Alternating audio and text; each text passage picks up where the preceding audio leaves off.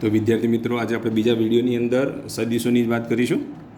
તો લાસ્ટ વિડીયોની અંદર આપણે વાત કરી હતી ને, શાની વાત કરી હતી બોલો? તો આપેલા સદીશનું માન સુધી આપણે વાત કરી હતી, બરાબર ને? ધારો કે ફરી આપણે રિવિઝન કરીએ. ધારો કે સદીશ આર બરાબર આવું આપ્યું 1 2 3. તો મોડ ઓફ સદીશ આર બરાબર શું લખાય? ચલો અહીંના આર એ લખાય ને, મોડ ઓફ સદીશ આર એ લખાય. તો આર અથવા મોડ ઓફ આર શોધો. તો તમે માસ્ટર છો, આ તો તમને આવડવું જ જોઈએ. તો જો સદીશ આર બરાબર 1 2 3 હોય તો મોડ ઓફ આર એટલે કે આર બરાબર જો લખીએ તો વર્ગમૂળમાં એક્સ ઘટકનો વર્ગ વત્તા વાય ઘટકનો વર્ગ વત્તા ઝેડ ઘટકનો વર્ગ. એકનો વર્ગ એટલે ખબર ને 1, બેનો વર્ગ કેટલો થાય બોલો? 4, ત્રણનો વર્ગ કેટલો થાય? 9, 9 ને 1 10, 10 ને 4 14. તો એ વખતે વર્ગમૂળમાં શું આવશે બોલો? 14 આવે. તો આર બરાબર મોડ ઓફ આરની કિંમત આપણને આટલી મળે. તો આ રીતે તમે સદીશ શોધી શકો કે સદીશનું મૂલ્ય શોધી શકો કે નહીં. ધારો કે સદીશ આર બરાબર આવું આપેલું હોય 2 -3 અને 0. તો મોડ ઓફ આર શોધો. તમને શું કીધું હોય કે મોડ ઓફ આર શોધો. ચલો આના માટે મોડ ઓફ આર શોધવાનું હોય તો તમે શોધી શકો કે ના શોધી શકો? તો આર એટલે કે મોડ ઓફ આર શોધો. તો અહીંયા જો આપણે મોડ ઓફ આર શોધવો હોય તો મોડ ઓફ આર બરાબર વર્ગમૂળમાં 2નો વર્ગ વત્તા -3નો વર્ગ વત્તા 0નો વર્ગ. 2નો વર્ગ વત્તા -3નો વર્ગ વત્તા 0નો વર્ગ બરાબર શું લખીશું? 2નો વર્ગ 4 -3નો વર્ગ 9, 9 4 કેટલા? 13. તો વર્ગમૂળમાં કેટલા આવશે? 13. તો આ રીતે લખાય. તો અહીંયા માઇનસ હોય તો માઇનસનો વર્ગ કરો એટલે પ્લસ થઈ જશે, યાદ રાખજો. પણ અહીંયા તો નિશાની પ્લસ જ આવે, યાદ રાખો. અહીંયા ભૂલથી માઇનસ ના કરી દેતા, નહીં તો વર્ગમૂળમાં માઇનસ કિંમતો આવવા મળશે અને વર્ગમૂળમાં કદી માઇનસ હોય નહીં. આવું તમે 8 9 10માં ભણી ચૂક્યા. કદી આવું ના હોય. કેવું ના હોય? તો -15 આવું હોય નહીં. આ સંકર સંખ્યા થઈ જાય. કેવી સંખ્યા થઈ જાય? સંકર સંખ્યા થાય. આની ચર્ચા આપણે પછી કરીશું. પણ આવું કદી વર્ગમૂળમાં વાસ્તવિક સંખ્યા માટે હોય નહીં. અને વર્ગમૂળમાં વાસ્તવિક સંખ્યા માટે ન હોય એટલે આવું શક્ય નથી. એટલે વચ્ચે તો અહીંયા વત્તા આવશે, અહીંયા માઇનસનો વર્ગ થાય, માઇનસનો વર્ગ થાય એટલે પ્લસ થઈ જાય. આટલું તમારે યાદ રાખવાનું. તો આ રીતે તમે સદીશનું માન શોધી શકો. હવે આપણે અગત્યની વાત કરીશું એકમ સદીશ.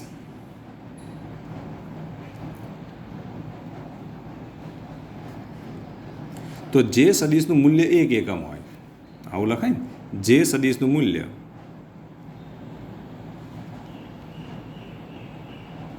1 એકમ હોય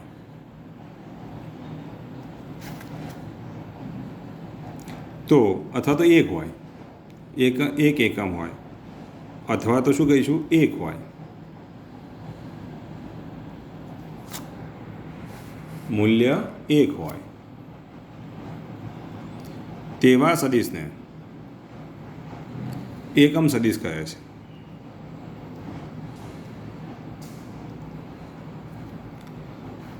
ધારો કે સદીશ એનો એકમ સદીશ લઈએ ને, તો ધારો કે સદીશ આરનો એકમ સદીશ. સદીશ આરના એકમ સદીશને આપણે આર કેરેટ વડે દર્શાવીશું. ઉપર ટોપી મૂકી દેવાની. શું મૂકી દેવાની? ટોપી મૂકી દેવાની. ઉપર ટોપી પહેરાવી દઈએ ને એટલે એકમ સદીશ થઈ જાય. આના આપણે આર કેરેટ કહીશું. શું કહીશું? R caret. આરનો એકમ સદીશ એટલે કેરેટ આર, અથવા તો આર કેરેટ એમ બોલશો તો ચાલે. આપણે લખવું જ છે કે આરની ઉપર ટોપી બેસાડી દેવાની. શું બેસાડી દેવાની? R cap. આર કેપ તો એ ચાલે. ધારો કે સદીશ એનો એકમ સદીશ. શું લખશો બોલો? આવડશે તમને? ચલો સદીશ એનો એકમ સદીશ લખવો હોય તો શું લખાય બોલો? તમે પહેલાં વિચારો. ચલો શું લખાય? તો એની ઉપર ટોપી બેસાડી દેવાની એટલે કે એ કેરેટ. શું કહેવાય? એ કેરેટ. તો જે સદીશનું મૂલ્ય 1 એકમ હોય તેવા સદીશને આપણે એકમ સદીશ કહીશું. હવે એકમ સદીશ શોધવા માટેનું સૂત્ર યાદ રાખો. તો સૂત્ર આ રીતનું છે: એકમ સદીશ ઇઝ ઇક્વલ ટુ સદીશનું માન, સદીશ ભાગ્યા સદીશનું મૂલ્ય. સદીશ ભાગ્યા સદીશનું મૂલ્ય એટલે કયું શું મળે? એ સદીશનું એકમ સદીશ મળે. ધારો કે સદીશ એનો એકમ સદીશ આપણે શોધવો છે. તો એનો જો મારે એકમ સદીશ શોધવો હોય તો એનો એકમ સદીશ તમે કેવી રીતે શોધશો? તો એનો એકમ સદીશ એટલે એ કેરેટ. એ કેરેટ બરાબર સદીશ. સદીશ એટલે એ ભાગ્યા સદીશનું માન એટલે મોડ ઓફ સદીશ એ. આ એનું માન થાય, મૂલ્ય એટલે કે માન. આને તમે આમ લખો તોય ચાલે, સદીશ એ ભાગ્યા એ. મોડ ઓફ એની જગ્યાએ તમે એકલો એ લખો તોય ચાલે, આને પણ મૂલ્ય જ કહેવાય. તો સદિશ એનો એકમ સદિશ એટલે 1 કેરેટ બરાબર સદિશ ભાગ્યા સદિશનું માન. આ સૂત્રની મદદથી તમે એકમ સદિશ શોધી શકો. આ સૂત્રની મદદથી શું શોધી શકાય? એકમ સદિશ શોધી શકાય. જે સદિશનું મૂલ્ય 1 એકમ હોય તેને શું કહેવાય? એકમ સદિશ કહેવાય. દાખલા તરીકે ધારો કે સદિશ એ બરાબર આવું તમને આપી દીધું 3 4, તો સદિશ એનો એકમ સદિશ શોધો.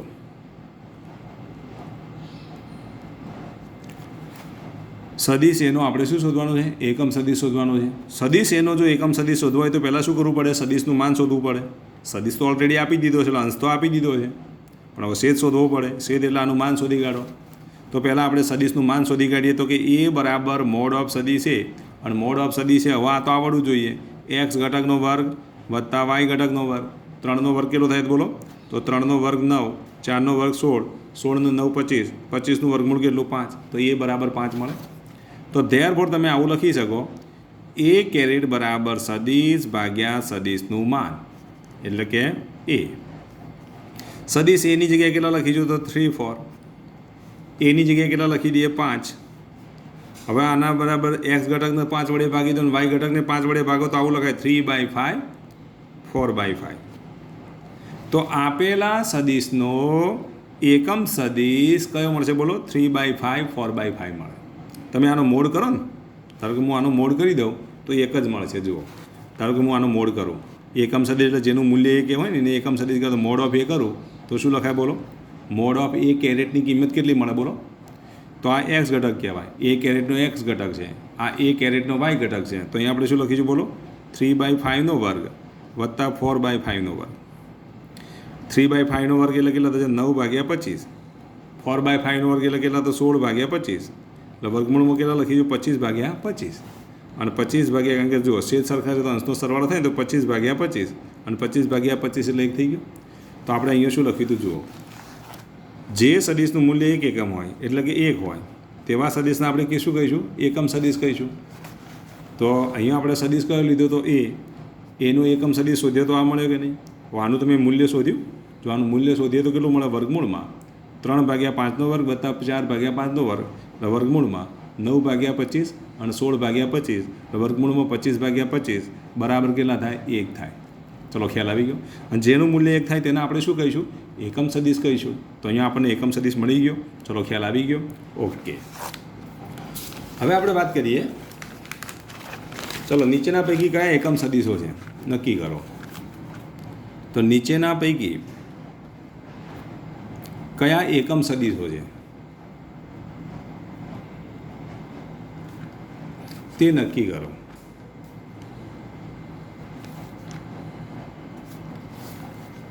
જો એક સદિશ આવો આપ્યો, સદિશ એ બરાબર 2 1, આ એકમ સદિશ છે કે તે નક્કી કરો. એક સદિશ બી છે, બી બરાબર તમને આટલા આથી આપેલા છે 3 4 1, વર્ગમૂળમાં કેટલા? 26. અહીંયા પણ વર્ગમૂળમાં કેટલા? 26. અહીંયા વર્ગમૂળમાં કેટલા? 26. આ રીતે આપેલ છે. આવો આ સદિશ બી આપેલ છે. સદિશ સી બરાબર આ રીતે આપેલ છે sin θ માઇનસ cos θ. સદિશ ડી બરાબર તમને શું આપેલ છે? તો સદિશ ડી બરાબર આવું આપેલું છે cos θ 0 માઇનસ sin θ. આ રીતે આપેલ છે. ચલો આ રીતના સદિશો તમને આપી દીધા છે. તો ચલો આમાંથી કયા સદિશ એકમ સદિશ છે એ આપણે નક્કી કરવાનું છે. તો ચલો પહેલાં સદિશ માટેની વાત કરીએ, એકમ સદિશ છે કે નહીં તે નક્કી કરીએ. અથવા તો આપણે એક બીજું પણ લઈએ, ઈ બરાબર આવું આપેલું છે 1 0 0, એફ બરાબર આવું આપ્યું હોય 0 1 0. ચલો આટલા તમને સદિશો આપી દીધા છે. હવે કયા સદિશો એકમ સદિશો છે અને કયા સદિશો એકમ સદિશો નથી તે નક્કી કરવું છે. ચલો પહેલો સદિશ એકમ સદિશ છે કે નહીં નક્કી કરીએ. તો એનો મોડ શોધી કાઢો. મોડ 1 આવે તો એકમ સદિશ, જો મોડની કિંમત 1 ના આવે તો એકમ સદિશ નથી. તો ચલો પહેલા સદિશનો મોડ શોધો.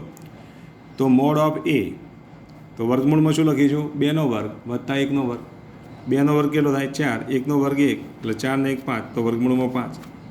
મોડ ઓફ એ બરાબર વર્ગમૂળમાં 5 મળ્યા, જે ડઝ નોટ ઇક્વલ ટુ 1. આ તો 1 નથી. ધેરફોર આપણે કહી શકીએ કે સદિશ એ એકમ સદિશ નથી.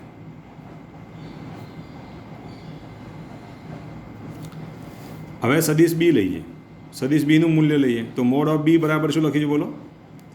3 ભાગ્યા વર્ગમૂળમાં 26નો વર્ગ, 4 ભાગ્યા વર્ગમૂળમાં 26નો વર્ગ અને 1 ભાગ્યા વર્ગમૂળમાં 26નો વર્ગ. તો આના બરાબર જો લખીએ તો 3 ભાગ્યા વર્ગમૂળમાં 26નો વર્ગ એટલે 9 ભાગ્યા 26, 4 ભાગ્યા કેટલા થશે બોલો? 16 ભાગ્યા 26 અને 1 ભાગ્યા 26.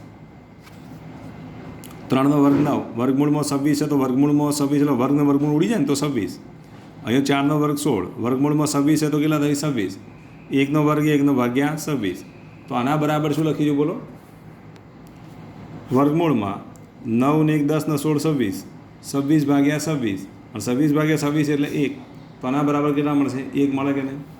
તો આ મોડ ઓફ બી બરાબર 1 મળ્યા કે નહીં? અને મોડ ઓફ બી બરાબર 1 મળ્યા માટે આપેલો સદિશ કેવો સદિશ કહેવાય બોલો? ધેરફોર આપણે કહી શકીએ કે સદિશ બી એ એકમ સદિશ છે. શું કહેવાય બોલો? ધેરફોર સદિશ બી એ એકમ સદિશ છે. હવે જો સદિશ સી બરાબર શું આપેલ છે? જો સદિશ સી બરાબર જો લખીએ તો સાઇન થીટા અને માઇનસ કોસ થીટા આપેલ છે. Sine theta minus cos theta. તો મોડ ઓફ સી બરાબર શું લખીશું? વર્ગમૂળમાં એક્સ ઘટકનો વર્ગ એટલે સાઇન થીટાનો વર્ગ વત્તા માઇનસ કોસ થીટાનો વર્ગ. આના બરાબર જો લખીએ તો વર્ગમૂળમાં શું લખીશું બોલો? સાઇન સ્ક્વેર થીટા વત્તા cos square theta. Sine square theta વત્તા કોસ સ્ક્વેર થીટા બરાબર શું લખીશું બોલો? તો સાઇન સ્ક્વેર થીટા વત્તા કોસ સ્ક્વેર થીટા બરાબર વર્ગમૂળમાં શું લખાય બોલો? સાઇન સ્ક્વેર થીટા વત્તા કોસ સ્ક્વેર થીટા એટલે 1 થઈ જાય કે નહીં? આ તો નિત્ય સમાઈ ગયો. સાઇન સ્ક્વેર થીટા વત્તા કોસ સ્ક્વેર થીટા બરાબર 1 અને વર્ગનું વર્ગમૂળ એટલે કેટલા થશે? તો 1 થાય. તો મોડ ઓફ સી બરાબર 1 મળ્યા કે નહીં? અને મોડ ઓફ સી બરાબર 1 મળ્યા. ધેરફોર સદિશ સી એ શું બનશે બોલો? એકમ સદિશ છે.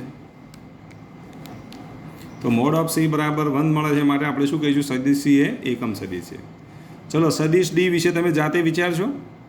તો મોડ ઓફ સી ડી શોધીને વિચારજો કે સદિશ ડી એકમ સદિશ છે કે નહીં. આ હોમવર્કમાં તમને આપું છું. એકમ સદિશ છે કે નહીં તે તમારે નક્કી કરવાનું. હવે આપણે સદિશ ઈની વાત કરીએ. જો સદિશ ઈ બરાબર શું આપેલ છે? 1 0 0 આપેલ છે. તો પછી આ એકમ સદિશ છે કે તે નક્કી કરો તો મોડ ઓફ સદિશ ઈ, મોડ ઓફ સદિશ ઈ બરાબર શું લખીશું? 1નો વર્ગ વત્તા 0નો વર્ગ વત્તા 0નો વર્ગ બરાબર વર્ગમૂળમાં શું આવશે? 1 અને વર્ગમૂળમાં 1 બરાબર શું લખીશું? 1. તો ધેરફોર સદિશ ઈ એ શું કહેવાય બોલો? કારણ કે સદિશ ઈનું મૂલ્ય કેટલું મળ્યું? 1 મળ્યું. સદિશ ઈનું મૂલ્ય 1 મળ્યું માટે આપણે શું કહીશું? સદિશ ઈ એ એકમ સદિશ છે. સદિશ ઈ એ એકમ સદિશ છે. ત્યાર પછી આપણે વાત કરીએ સદિશ એફ. સદિશ એફ બરાબર 0 1 0 છે. હવે આ જાતે વિચારો, આપણે હોમવર્કમાં તમને આપી દઈએ છીએ. સદિશ એફ બરાબર જો 0 1 0 હોય તો ભાઈ સદિશ એફ એ એકમ સદિશ છે કે નહીં તે તમારે નક્કી કરવાનું. ચલો જાતે નક્કી કરી શકશો તો એટલું કામ તમારે જાતે પૂરું કરવાનું. બરાબર? ખ્યાલ આવી ગયો? ઓકે. હવે આપણે વાત કરીએ એકમ સદિશનું સૂત્ર. હવે આપણને ખબર પડી ગઈ. સૂત્ર આપણે આ રીતે લખીએ: એ કેરેટ બરાબર સદિશ ભાગ્યા સદિશનું માન. જો સદિશ મીટરનો હોય તો માન પણ મીટરનું જ હોય એટલે મીટર મીટર ઉડી જાય. તો પછી એકમ સદિશનો એકમ કયો? તો એકમ સદિશનો એકમ હોય નહીં. તો કદાચ ઓબ્જેક્ટિવ પૂછાય તો આવડવું જોઈએ. તો એકમ સદિશનો એકમ શું હશે બોલો? તો એ કેરેટનો એકમ ખાલી જગ્યા છે તો શું લખશો બોલો? એકમ રહિત લખવાનું. શું લખવાનું? એકમ રહિત. ધારો કે બળ હોય, બળ માટે હું એફ કેરેટ લઉં. એફ કેરેટ હોય તો એફ કેરેટનો એકમ શું આવશે બોલો? તો એકમ રહિત લખવાનું. પણ એકલું સદિશ એફ હોય તો એફ એ બળ છે તો બળનું એકમ તો ન્યૂટન લખવાનું. એકલા એફનો એકમ જો કહીએ ને તો ન્યૂટન. સદિશ એફનો એકમ ન્યૂટન. મોડ ઓફ સદિશ એફનો એકમ કીધો હોય તો પણ શું આવે બોલો? ન્યૂટન આવે. પણ એફ કેરેટનો એકમ શું આવશે? એકમ રહિત. કેમ? કારણ કે ન્યૂટન ઉડી જશે. એફ ભાગ્યા મોડ ઓફ એફ એટલે ન્યૂટન ઉડી જાય તો પછી શું બનશે? એકમ રહિત બને. એટલે એક્ઝામમાં તમને ગુચાવવા માટે આવું લખશે કે બળનો એકમ સદિશ એફ કેરેટનો એકમ ખાલી જગ્યા છે તો તમે ન્યૂટન લખીને ના આવી જાઓ. બરાબર? એટલે આવી નાની નાની બાબતો પર ધ્યાન આપવાનું. નીટમાં આવા પ્રશ્નો પણ પૂછાતા હોય છે એટલે આટલું યાદ રાખવાનું. એકમ સદિશનો એકમ રહિત છે. આનું પારિમાણિક સૂત્ર જો લખીએ તો આનું પારિમાણિક સૂત્ર શું આવશે? M0 L0 T0. એફ કેરેટનું પારિમાણિક સૂત્ર શું આવશે બોલો? તો આનું પણ પારિમાણિક સૂત્ર શું લખાય બોલો? એકમ રહિત છે માટે M0 L0 T0. પણ સદિશ એફનું પારિમાણિક સૂત્ર જો લખીએ ને તો M1 L1T⁻². બળનું પારિમાણિક સૂત્ર લખી દેવાનું તમારે અહીંયા, બરાબર. એ રીતે અહીંયા પણ બળનું જ પારિમાણિક સૂત્ર આવશે, M1L1T⁻². તો આટલું તમારે યાદ રાખવાનું. તો બળનું પારિમાણિક સૂત્ર અહીંયા આવશે. જ્યારે અહીંયા એકમ રહિત હોવાથીનું પારિમાણિક સૂત્ર જો લખવાનું કે ને તો M0 L0 T0 આવે. તો આમ એકમ સદિશને અનુલક્ષીને આવા ઓબ્જેક્ટિવ પૂછી શકાય, બરાબર.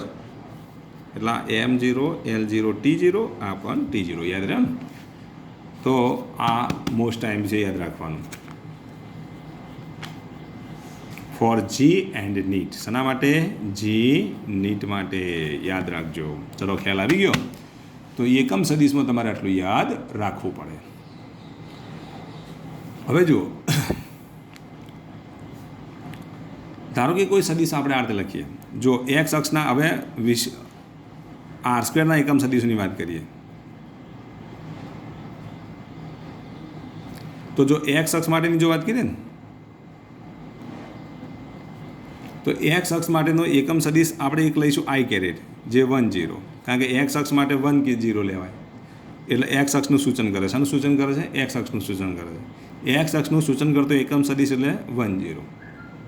R² એટલે દ્વિપરિમાણમાં બે ઘટકો જ હોય તો 1 અને 0 હોય. તો આ એક્સ અક્ષ માટેનો એકમ સદિશ કહેવાય. આ શું દર્શાવે છે? એક્સ અક્ષની ધન દિશા. શું દર્શાવે બોલો?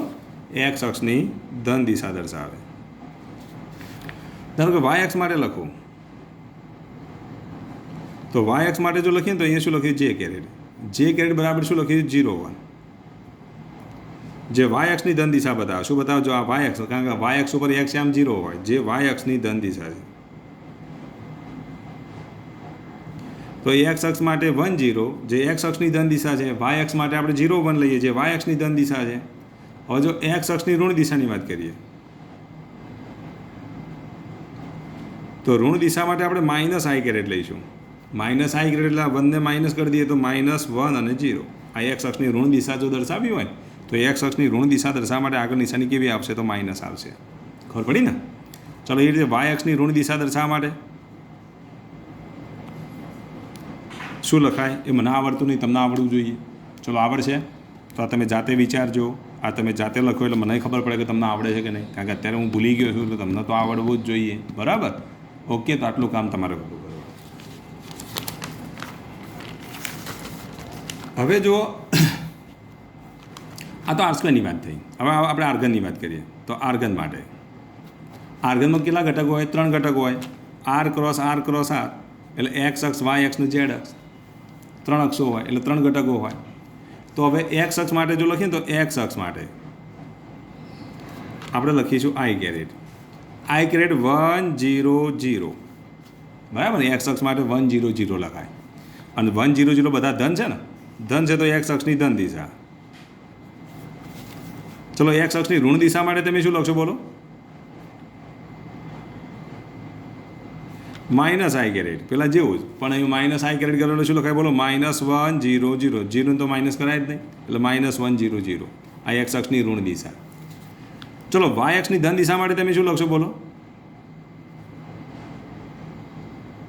અને વાય અક્ષ માટે આપણે J⁻ લખીશું. તો J⁻ શું લખાય બોલો? વાય અક્ષની ધન દિશા માટે આવડશે? તો વાય અક્ષની ધન દિશા માટે શું લખાય બોલો? 0 1 0. ખબર પડી કે નહીં? તો પછી વાય અક્ષની ઋણ દિશા માટે એને આપણે -J⁻ કહીશું. પણ શું આવે? મને આવડતું નથી, તમને આવડવું જોઈએ. ચલો ખ્યાલ આવી ગયો. તો આ કામ તમારે પૂરું કરવાનું. ચલો ઝેડ અક્ષ માટે I J પછી શું આવે? K આવે કે નહીં? તો ઝેડ અક્ષ માટે ઝેડ અક્ષની ધન દિશા K⁻. અને K⁻ તમે શું લખશો બોલો? આવડે કે ના આવડે? તો તમને આવડે જ છે, પણ મને આવડતું નથી. તો K⁻ વાળી ખાલી જગ્યા પણ તમારે પૂરી કરવાની, આવડવું જ જોઈએ તમને. તો K⁻માં તમે શું લખશો બોલો? ઝેડ અક્ષ માટે x M0 Y M0 Z M કેટલો થાય તમને ખબર પડી જવી જોઈએ. તો એ ઝેડ અક્ષનો એકમ સદિશ કહેવાય. એ રીતે ઝેડ અક્ષની ઋણ દિશા માટે તો એના માટે શું આવે બોલો? તો આ ખાલી જગ્યા પણ તમારે પૂરી કરવાની, -K⁻, બરાબર. તો આ ખાલી જગ્યાઓ તમને આવડે જ છે, માટે એ કામ તમારે પૂરું કરી અને મને બતાવવાનું રહેશે. ચલો ખ્યાલ આવી ગયો. આમ R² માટે યાદ રાખો, R²માં 2 દિશાઓ હોય, 2 અક્ષો હોય. એટલે સમતલની વાત કરીએ તો અહીંયા એક્સ અક્ષની ધન દિશા માટે I⁻, એક્સ અક્ષની ઋણ દિશા માટે માઇનસ આઈ કેરેટ, વાય અક્ષની ધન દિશા માટે જે કેરેટ અને માઇનસ જે કેરેટ. જ્યારે પણ દાખલાની અંદર માઇનસ પ્લસ જે કેરેટ આવે એટલે આ યાદ રાખવાનું, આ વાય અક્ષની ધન દિશા વિચારી લેવાની. માઇનસ આઈ આવે ને તો એક્સ અક્ષની ઋણ દિશા વિચારી લેવાની. પ્લસ આઈ કેરેટ આવે ને તો શું લખવાનું? એક્સ અક્ષની ધન દિશા. આમ તમને ફટાફટ યાદ આવી જવું જોઈએ, એટલું ખબર પડી ને. આ આર સ્ક્વેર માટેની વાત થઈ. આઈ કેરેટની કિંમત ખબર છે ને કેટલી બોલો? તો 10. અહીંયા શું લખશો બોલો? -10. અહીંયા શું લખાય બોલો? 0 1. અહીંયા શું લખશો બોલો? 0 -1. ખબર પડી કે નહીં? હવે આ તો આર સ્ક્વેરની વાત થઈ. હવે આપણે વાત કરીએ આર્ગન માટે. આર્ગન માટે આટલું યાદ રાખો, આ એક્સ અક્ષ, આ વાય અક્ષ અને આ ઝેડ અક્ષ.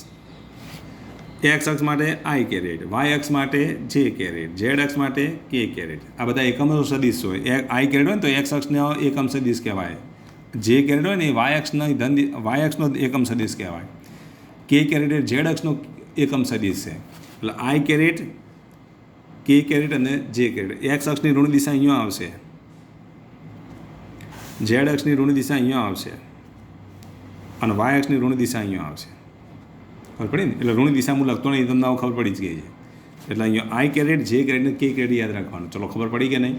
તો આ આઈ કેરેટ એ એક્સ અક્ષનો એકમ સદિશ છે, જે કેરેટ એ વાય અક્ષનો એકમ સદિશ છે અને કે કેરેટ એ ઝેડ અક્ષનો એકમ સદિશ છે. પરંતુ જો ધન દિશા હોય તો પ્લસ લેવાનું અને ઋણ દિશા હોય તો માઇનસ લેવાનું. દિશા નક્કી કરવા આપણે પ્લસ ઓર માઇનસ તમારે લઈ લેવાનું. ચલો ખબર પડી કે નહીં? આમ આઈ, જે, કે વિશે તમને ખબર હોવી જોઈએ.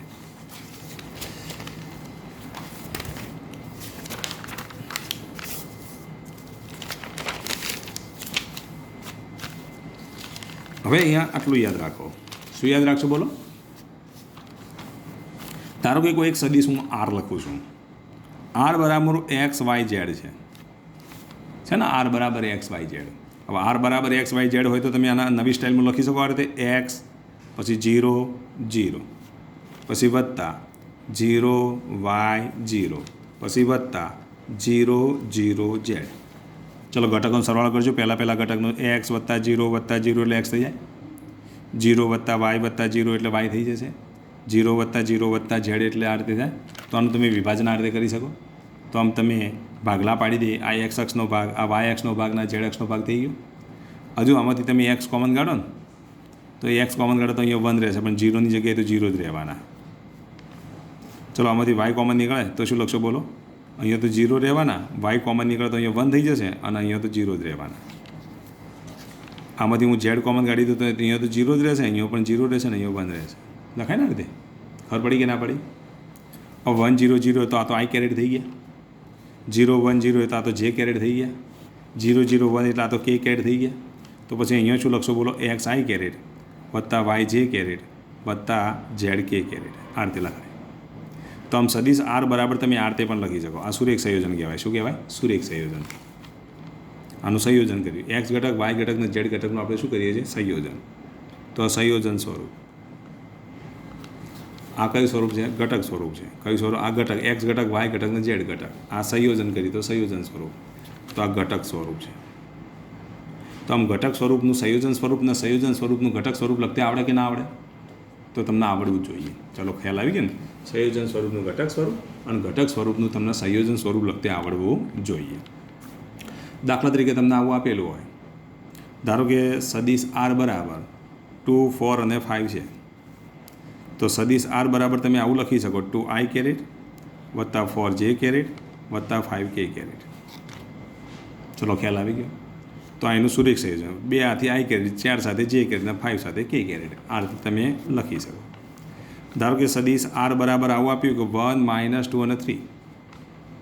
તો પછી સદિશ આરના તમે બીજી રીતે લખો તો આ રીતે 1 સાથે આઈ કેરેટ એટલે એકલો આઈ કેરેટ લખું ચાલે ને? 1 ગુણાયેલો છે. જુઓ, તમને દેખાતો નહીં પણ 1 ગુણાઈ ગયેલો છે. -2 ગુણીએ તો અહીંયા -2 જે કેરેટ અને 3 કે કેરેટ. તો 1 સાથે આઈ કેરેટ ગુણાય એટલે આઈ કેરેટ, -2 સાથે જે કેરેટ ગુણાય એટલે -2 જે કેરેટ અને 3 સાથે કે કેરેટ ગુણાય એટલે 3 કે કેરેટ. ખબર પડી? તો આ રીતે તમે લખી શકો. ધારો કે સદિશ આર બરાબર જો આવું આપ્યું હોય 2 0 -5. તો આના આપણે કઈ રીતે લખીએ? સદિશ આર બરાબર 2 સાથે આઈ કેરેટ ગુણાય તો આઈ કેરેટ, 2 આઈ કેરેટ. 0 સાથે જે કેરેટ ગુણાય તો 0 સાથે ગમે તે ગુણાય એટલે 0 થાય કે ના થાય? એટલે લખવાની કોઈ જરૂર ખરી? તો નથી જરૂર. બરાબર ને? ખબર પડી કે નહીં? તો -5 સાથે ગુણાય તો શું લખાય -5k કેરેટ. ખબર પડી કે ના પડી? તો એ વખતે આપણે શું લખીશું 2i કેરેટ -5k કેરેટ. ખબર પડી? તો આમ સદીશ r બરાબર તમે આવું બતાવી શકો. હવે ધારો કે સદીશ r બરાબર ધારો કે આવું આપ્યું હોય 0 0 -3. જો આને જો દર્શાવો તો શું લખાય બોલો?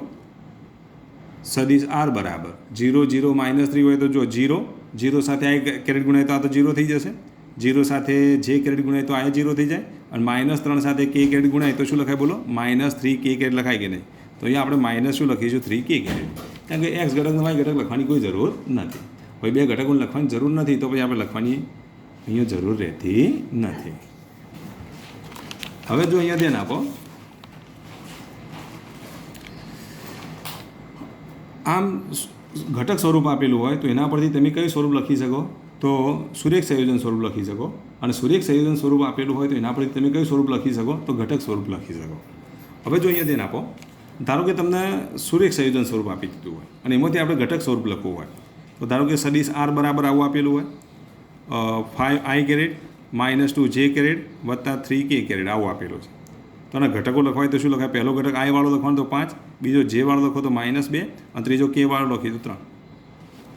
પણ હવે જો આ સરવાળા સ્વરૂપ બાદ બાકી સ્વરૂપ છે ને એટલે આમાં ખાસ જોવાનું i વાળું પહેલું લખવાનું, j વાળું બીજું લખવાનું, k વાળું ત્રીજું લખવાનું. આ ક્રમ બદલવાનો નથી. ભલે અહીંયા ક્રમ બદલાઈ ગયો હોય પણ અહીંયા ક્રમ રાખવાનો જ. ધારો કે સદીશ r બરાબર તમને આવું આપ્યું હોય તો તમે શું લખશો બોલો? r બરાબર આવું આપ્યું કે 5k કેરેટ વત્તા 3j કેરેટ વત્તા 6i કેરેટ. તો શું લખશો બોલો? જો આવું જો આપેલું હોય તો શું કરશો બોલો? પહેલો કયો ઘટક લખાય બોલો?